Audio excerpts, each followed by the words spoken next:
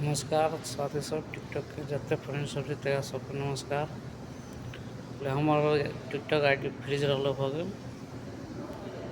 तो अभी मतलब टिकटॉक में देख के अनफ्रीज हमार भ गल। ऊपर सर्च बार में जाओ,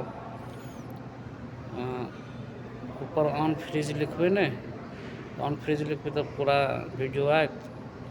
जना जना में बतबे ओना ओना करूँ अहाँ के अनफ्रीज हो जात कि मतलब हमारे 1-2 महीना से रहे हो गल कि रात वीडियो देख लिए, बाद में अनफ्रीज हम मतलब 6 बजे के लिए कर ले कि। तो सर्च बार में जाओ, ओहि में जाके अनफ्रीज लिखियो कि जना जना वीडियो में बताए तना तना करूँ अहूँ सबके अनफ्रीज हो जात।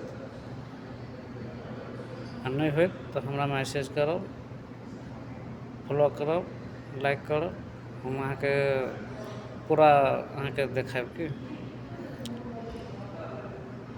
केना केना होतै, अहाँ के हम पूरा वीडियो बना के देब।